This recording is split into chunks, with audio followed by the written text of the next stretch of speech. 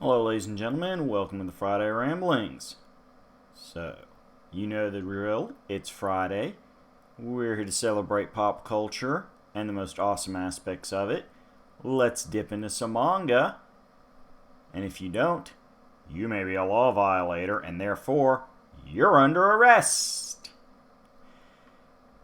That's right folks, we're talking about You're Under Arrest. The wonderful manga by... Hold on, let me make sure I attempt to get this name right here. Helps when I see it in print. Kosuke Fujishima. Now you may remember Mr. Fujishima from our earlier video on Oh My Goddess. Now, these two have been his most famous manga, and You're Under Arrest did precede Oh My Goddess. So this would be his first major manga work. Now, You're Under Arrest, as you might guess, has to do with the law and law enforcement officers. And we're going to talk about why it does this quite wonderfully.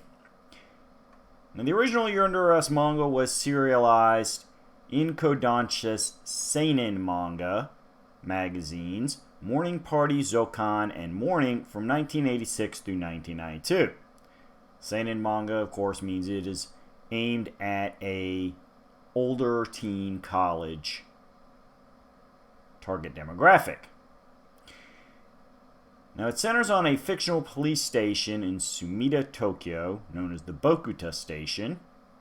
And while there is a Sumida, Tokyo in real life, there is no Bokuto police station. There is a Bokuto hospital, roughly where the station is portrayed in the manga. Now, over that 6-year run, there was... Let's see, get a real... That's not what I was looking for.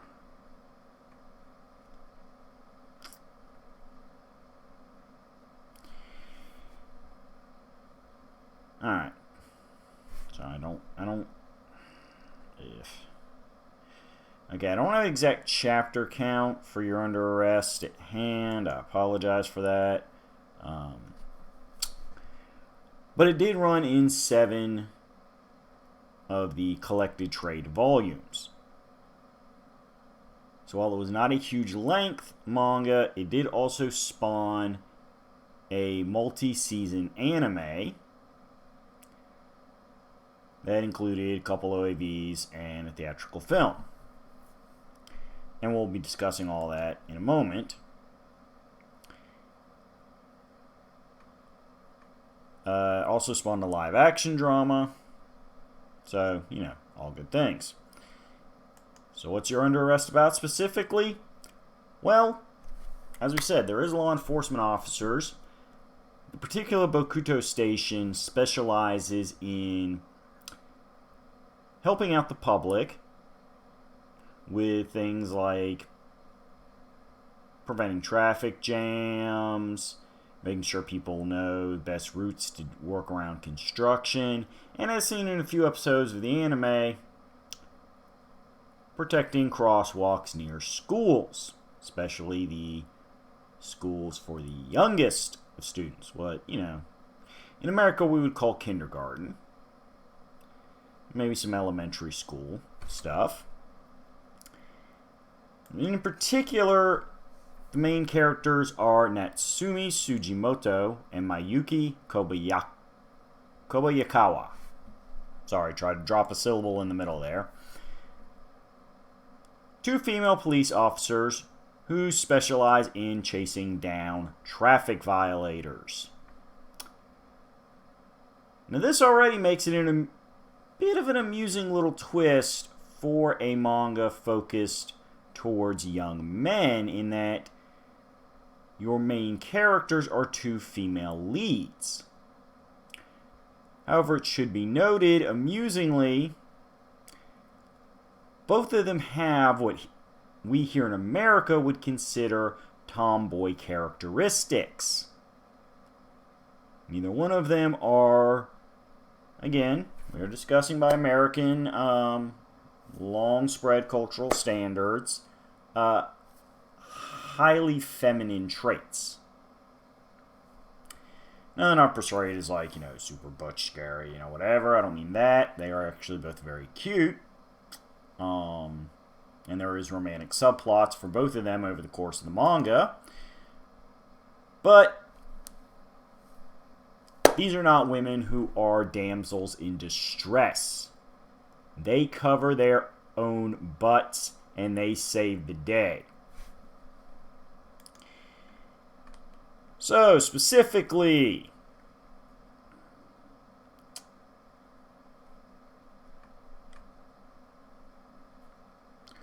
we have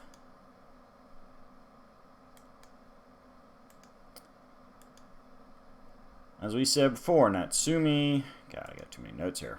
Natsumi Sujimoto and Mayuki Kobakawa.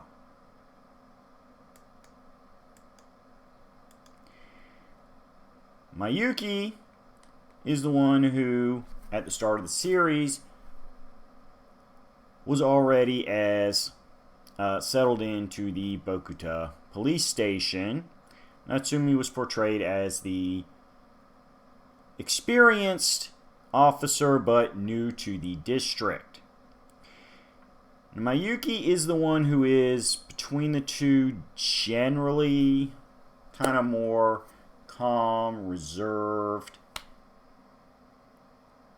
However, while she is portrayed as more of the thinking of the partners and not as physically impressive, whereas Natsumi, being prone to spending a lot of time working out in her spare time, is occasionally shown to do some feats of pretty impressive strength for, your average human being.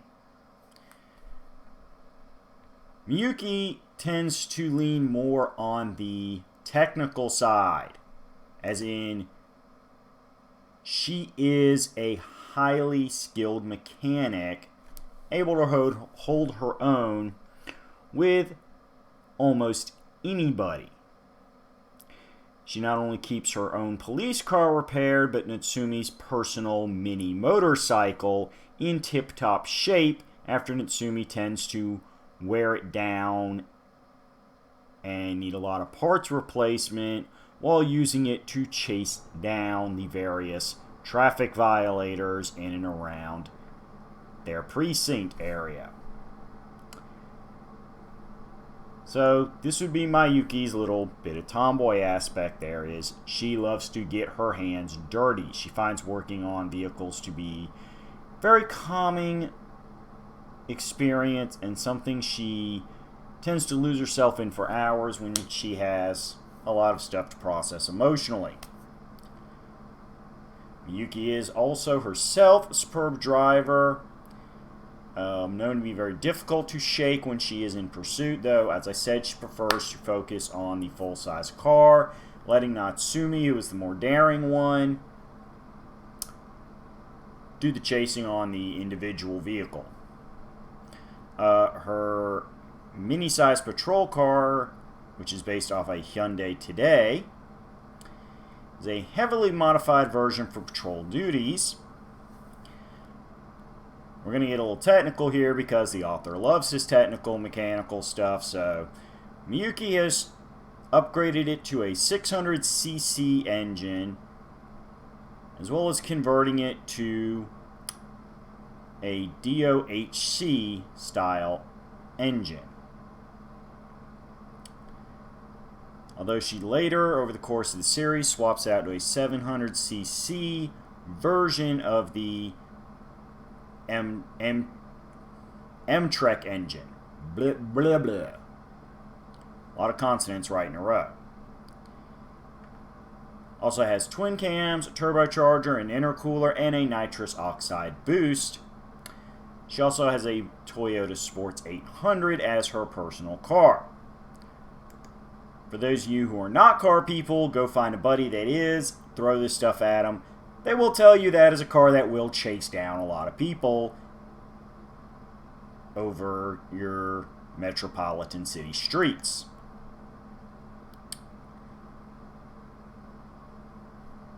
Miyuki, of course, is the primary one to have a constant love interest over the stories, this being fellow officer Ken Nakajima. It tends to be a major running point throughout the series because they are both too shy and a little bit goofy when it comes to emotional talk to just flat out tell each other how they feel, although everyone around them figures it out, to eventually get everything worked out and discussed by the end of the series. But hey, as I so often point out in many anime I watch, it is one of the things Japanese writing does best. This was one of the hallmarks of the related work Oh My Goddess, which is the beautiful rom-com humor based not around the actual courtship that dysfunctional comedic people tend to go through, but emotionally awkward people coming to terms with those feelings and figuring out how to verbalize them. A little bit different than the way most American rom-coms work, where it does focus more on two people who know they're attracted to each other, trying to figure out how to make their lives sync together. I can certainly give you a few wonderful examples of this. If you go back a little over a year, you can watch a discussion I did for Valentine's Day about some of my favorite fictional characters. I stole a few from manga, but there's just a few American ones in there. Want to go quick and dirty? Fine. Go watch Fools Rush In with Salma Hayek and Matthew Perry. Brilliant rom-com based around two people from different lives trying to figure out how to build one life together because they were determined to have a life together. Whereas, as I said, the You're Under Arrest style, when it comes to Ken and Miyuki, is much more about getting them both to realize they want to build a life together with each other and that the other person feels the same way. A little bit different style of humor, but it's still wonderful. Especially when the other police officers around them try to push the situation and help. So, that leaves us with Natsumi. Now, Natsumi, as we said, is more of the physically powerful, courageous, reckless partner. She's known for being the one more likely to drink in celebration, spend much more of her paycheck on short-term gains than saving for a rainy day, and causing her own troubles for herself than Miyuki. However, Natsumi is extremely loyal to not just her partner and everybody in the station, but has a lot of respect to the point of schoolgirl crush style of infatuation on the police chief that runs their precinct, and because of that, despite having to often be dragged out of bed to prevent being late to work, she gives her job 120% every day, even when she really doesn't want to be there. She still shows up and does it because that is Natsumi's strengths and joy as a character. She will do everything in her power to uphold the law, as is her duty, and to protect her friends and co-workers. Who else do we have in the series? Well, let's run down the list real quick. We have the aforementioned Ken Nakajima, who is a often working solo motorcycle patrol officer who, mostly because him and Miyuki have that will they won't they relationship, is the first one they call when they need a third person for backup.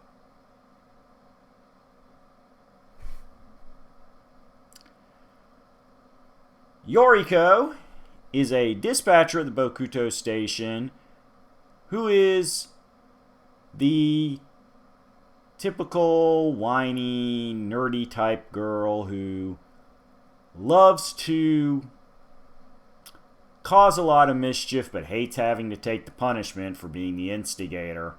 Yoriko is almost always the one to initiate schemes to force Ken and Miyuki to officially hook up as a couple, but she means well. She occasionally does go out into the field when extra help is required, usually partnered with our next character, Aoi Futaba. Aoi Futaba is a transgender woman officer, which means, yes folks, back in the mid-80s, well, mid to late 80s, all the way up through the early 90s, this manga had a positive portrayal of a transgender officer. Now, in the initial stories introducing Aoi, there was some miscommunication about gender identity that caused some confusion and surprise from the other officers when Aoi transferred in. But once they understood that Aoi is an officer first and foremost, and a very good-hearted person, to the point that she will often out-feminine the main two ladies, and at the end of the day, still perform her duties to the best of anybody. Everybody accepted Aoi for who Aoi was as an individual, and the transgender aspect tends to only show up on story arcs centered around Aoi, especially her past. So, good vibes, all you people looking for positive portrayals. There you go. Aoi is a wonderful supporting character whose status as a transgender female is, as I said, outside the initial arc where it was more of the, well, it's a surprise because you just showed up and it wasn't something that was really mentioned in your personnel profile. Okay, you're good. You're a person. That's all we care about. So good job. Way to be forward thinking. We also have a variety of other characters who do not show up as regularly. They're mostly background scene officers, but there is specifically the chief, who is often stressed out, especially at Miyuki and her partner there, as their courageous exploits tend to cause auxiliary damage to the city that the chief has to answer for.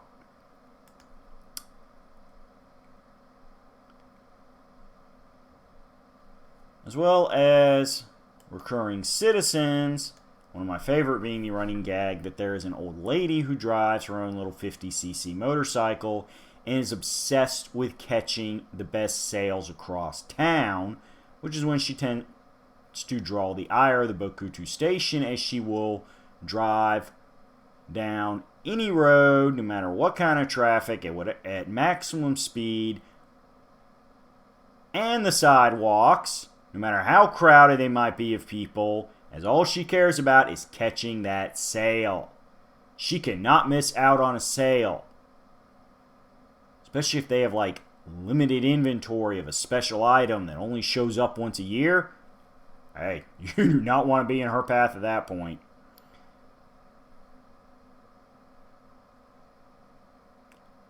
There's also, as I said, various kindergarten, elementary age students that routinely cheer on the Bokuto station officers. and show off that all of them care a lot about their community and are more than happy to be a little informal with the civilians that are still learning about how to be a good member of the community, like all good children should be doing. There's also I feel bad, I can't find the notes on her name, but let's just consider this a bit of spoiler refusing. In the early season, there is a high school student who, upon being rescued by Miyuki and Natsumi, declares herself to... Hold on, let me get that. I got that backwards in my head. Declares the two female officers to be her role models and attempts to insert themselves into some of her cases before they can convince her to finish high school and worry about getting into law enforcement later. She does in fact show up in later seasons as a rookie officer and eventually proves her own, giving her a nice little underlying story about, well, how you never know who you're going to influence, and you should always make sure you continue to be a positive influence to them every time you meet them, so that they can grow into wonderful members of society as well. So, let's break down the various media's coverages here. As we said, the original manga ran from 1986 to 1992 and filled out 7 volumes of the manga. In England, or excuse me, not England, in America, the English version was published by Dark Horse Comics, which only contains selected episodes from volumes 6 and 7, causing some continuity confusion by fans of the series. And the final frame of the last Japanese volume refers to an upcoming Year Under Arrest 2, which has not yet been serialized.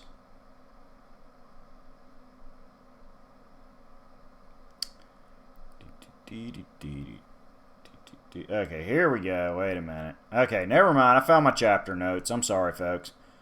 Okay, so we had 79 chapters referred to as files, playing up on the police aspect, like case files. Alright, so yeah, 79 chapters in the original manga. Wait, no.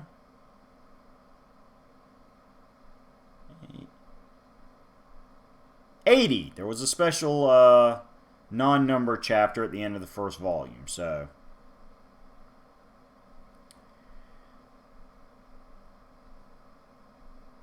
Now, besides that, we also had...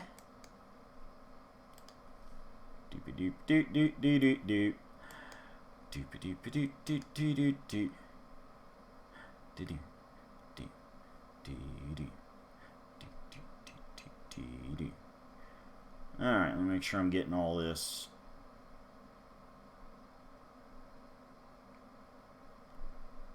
Make sure I get this done here in chronological order. Give me just a second, folks.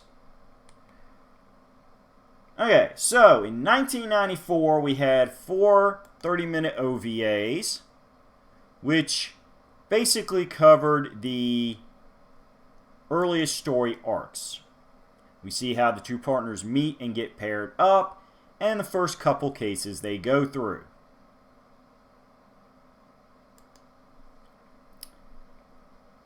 We then had the first season of the anime television series. That ran for 51 episodes from 96 to 97. And then in... Yep, here we go. Okay, so in 1999... we had a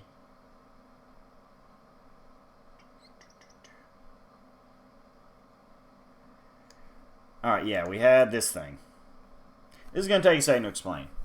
Okay, we had what was a series of television specials that technically composed 21 stories, but each story was only several minutes long, so you would get 4 stories per 30-minute episode. The final episode, which was the cliche for any country Summer Beach special episode, was the only full-length episode in this series, giving us 21 stories, but it doesn't take as long to watch as it sounds because, as I said, each individual thing is kind of a short. A few other animes would do this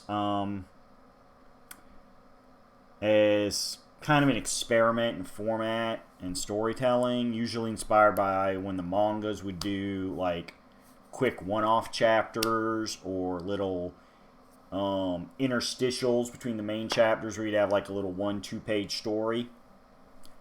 Stuff like that's where you get things like this from.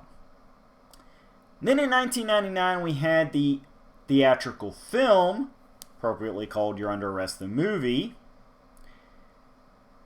In 2001 we had the second season, which ran 26 episodes.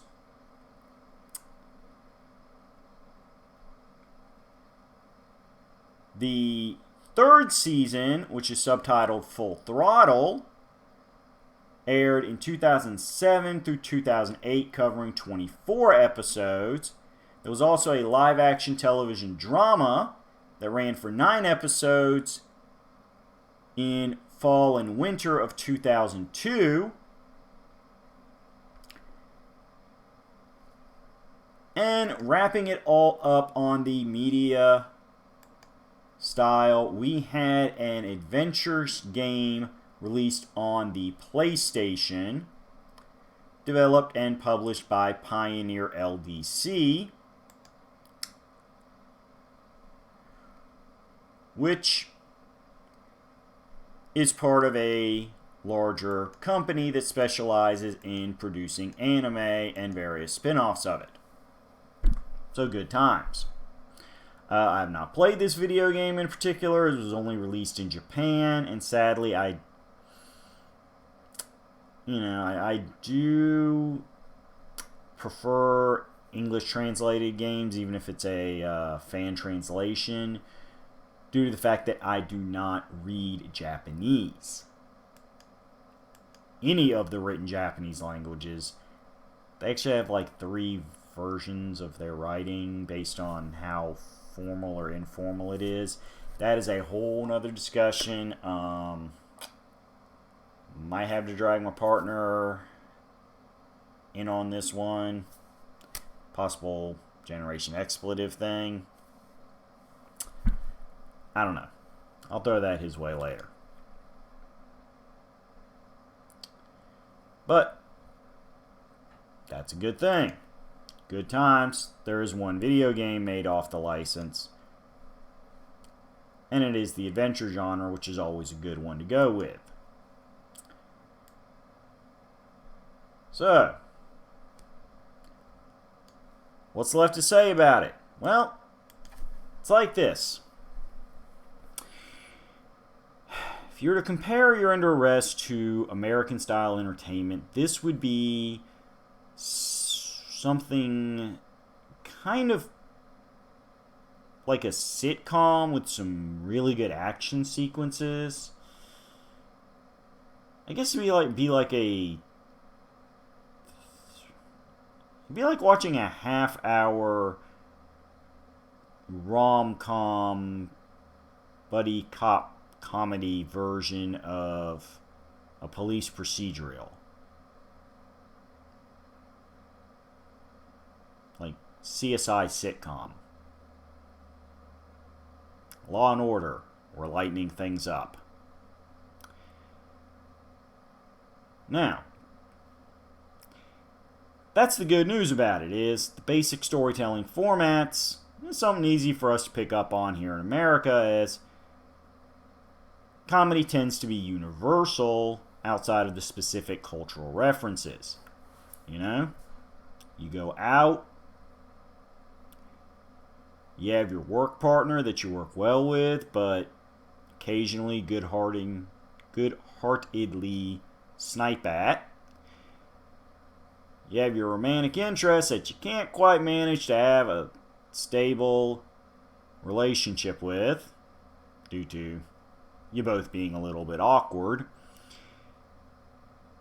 You got your aggravated and stressed out boss with a heart of gold because he understands, hey, you can't lead a team if you drive away everybody on your team. You got a variety of quirky civilians around you that help provide the laughs. And in between all that, you get some wonderful car chase sequences. And some bad guys that are worth seeing get punished. What else could anybody want in any part of the world? That's classic entertainment right there. If you're familiar with Oh My Goddess, you will definitely enjoy You're Under Arrest. I started with Goddess, got into You're Under Arrest later, and, enjoyed it all. Fujishima. I'm never going to be able to pronounce this name without looking at it. Fujishima. All apologies to him. Please forgive me for butchering your name so much in this video. Fujishima has a very distinct writing and comedic style, which is very good for him, as that's one of the things that can keep a writer constantly working. And it shines through in this series just as much as it does in the previously discussed Oh My Goddess. His characters are vibrant, three-dimensional, and all have their own distinct reasons for working as police officers. And while there is a primarily female-led cast, and it's allegedly designed to appeal to males, most of that comes from the car chases and car building side. The fan service is minimal, and when it does happen, is mostly played for laughs, not titillation. We like Natsumi and Mayuki. We respect them for who they are as personalities, first and foremost. If the various artists involved with the anime happen to draw them to look a little cute, that's also a thing. As I said, if nothing else, it helps the rom-com subplots. So, check it out. It is available out there in the world. The 3 seasons of the anime, the OVA, and the theatrical movie have all been officially commercially released on DVD. I'm sure Blu-ray. I can't be 100% sure because, I'm still a DVD guy. I haven't fully gone Blu-ray. I know it seems silly in 2021, but so much of my collection was acquired before Blu-ray really hit it as a standard technology that was the next thing and was going to keep going. And that just drove down the price of the DVD versions, which was even better for me because I like getting my deals. Not quite as much as that crazy old lady. Trust me, if you watch the series, when she comes up, you're going to know what I'm talking about. She's a little bit scary in her own little way. So, I stick to DVDs. But as I said, I have no doubt there are some Blu-ray versions out there. I'm not sure about what streaming services may have it. I'll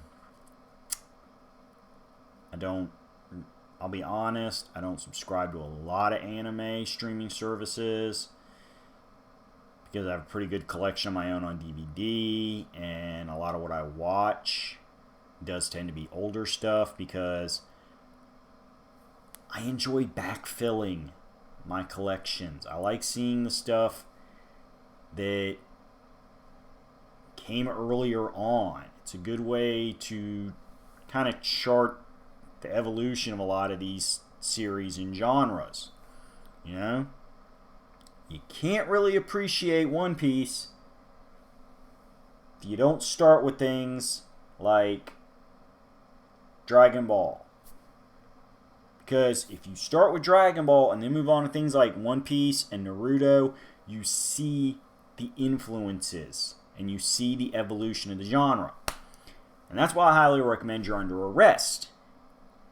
Because as a series, it started in the late 80s and ran through the early 90s.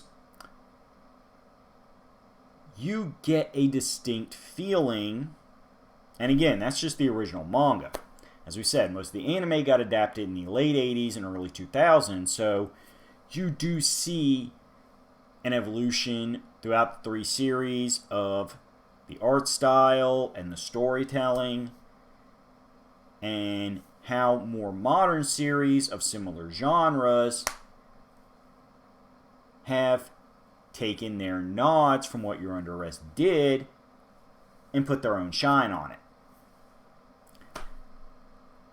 So, however you find it, in whatever format, check it out. It's goodness. I'm sorry I don't have any physical props for you. I don't actually own any of the You're Under Arrest seasons. Again, we're kind of dating how old I am. I watched a lot of it on rental services. Back when you would rent DVDs. Or even, heaven forbid, before that, rent VHS tapes.